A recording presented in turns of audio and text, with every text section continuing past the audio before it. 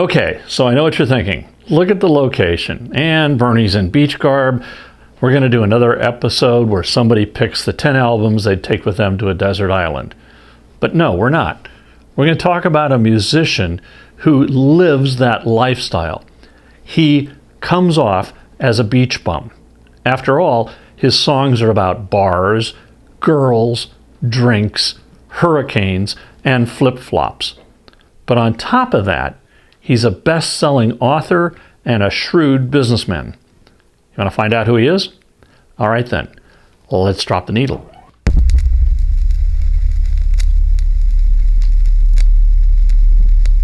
This Beach Boy is not one of the Wilson brothers or a cousin or even part of that band, but he has recorded 29 studio albums, 14 live albums, and 67 singles.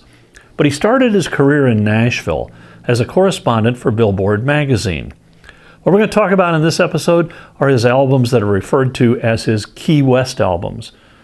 Because in 1971, he moved from Nashville, Tennessee to Key West, Florida, and started playing for drinks in bars. And that's where the magic begins. In case you haven't already guessed, I'm talking about Jimmy Buffett. And the first album of his that I have is called A White Sport Coat and a Pink Crustacean.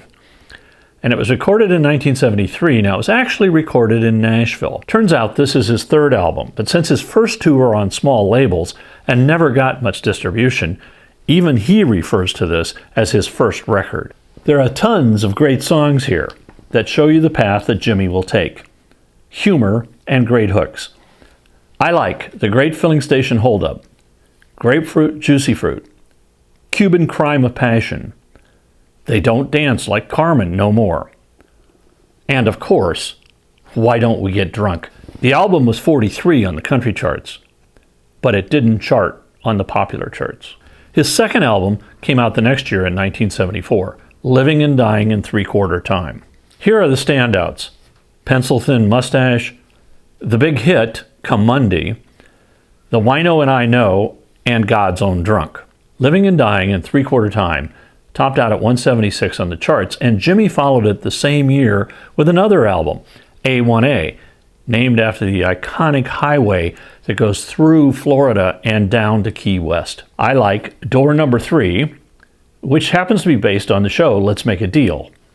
Stories We Can Tell, written by the great John B. Sebastian, who started out as part of the Lovin' Spoonful. Other great songs, Life is Just a Tire Swing, and Trying to Reason with Hurricane Season. A1A went to number 25 on the charts.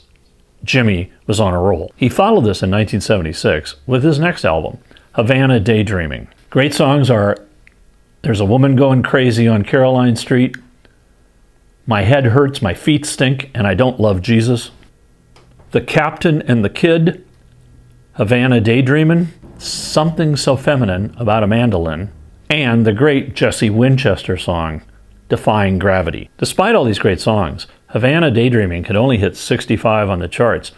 Seemed like Jimmy was in a slump. But that changed in 1977 with the release of the album Changes in Latitudes, Changes in Attitudes, which shot up to number 12 on the charts. The hits are, of course, Changes in Latitudes, Changes in Attitudes, Wonder Why We Ever Go Home, Miss You So Badly, and of course the monster hit Margaritaville, and another great Jesse Winchester song, Biloxi. By the way, I will be covering the music of Jesse Winchester in a separate episode. The next year, in 1978, Jimmy continued his role, this time with the top 10 album called Son of a Sailor. Great songs are, of course, Son of a Sailor, and then the big hit, Cheeseburger in Paradise, Livingston Saturday Night, and African Friend.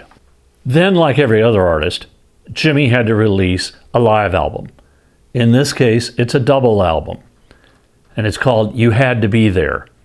You have to listen to this. This is a great record. It includes all of the Buffett favorites. In 1979, Jimmy roars back with an album that almost hits the top 10.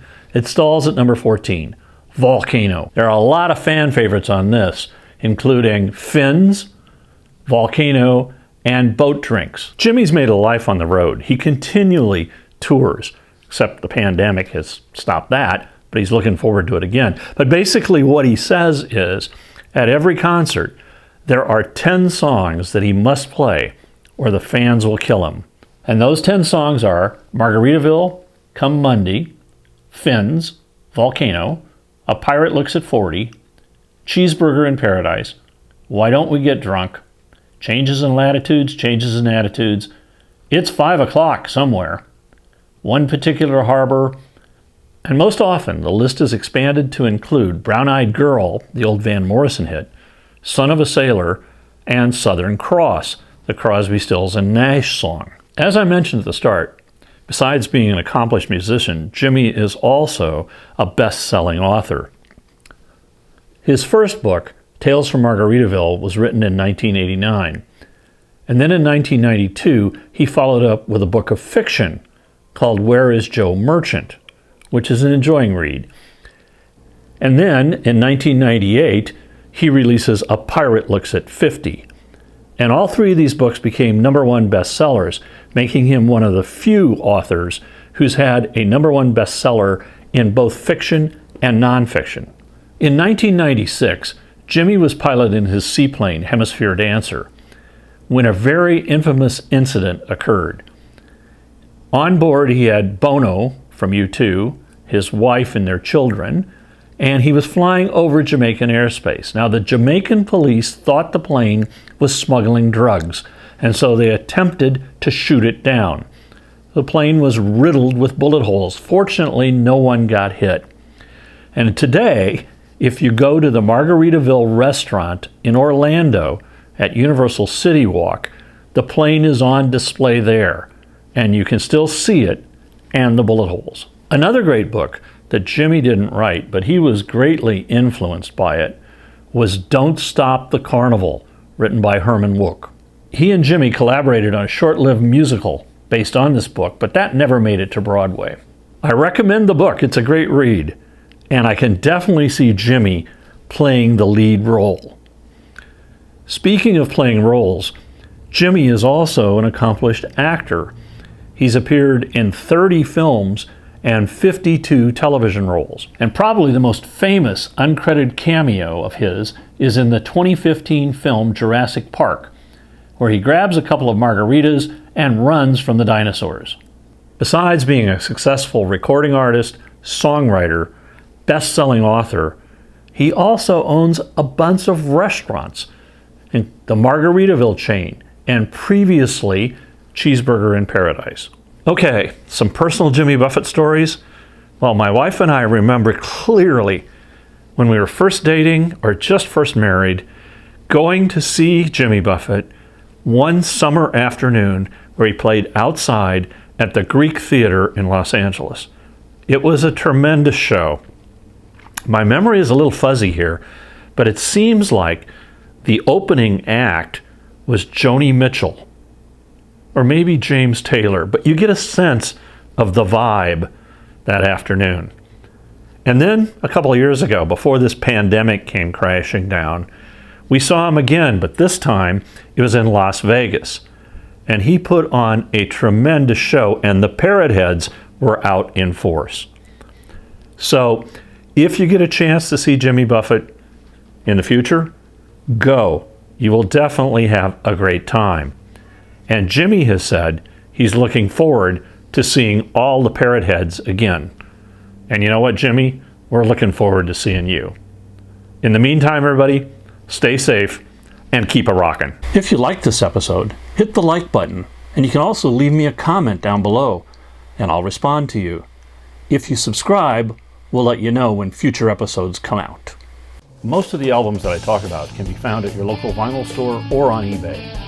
Individual songs most likely are on Spotify, Apple Music, or Amazon Music, or even some on YouTube.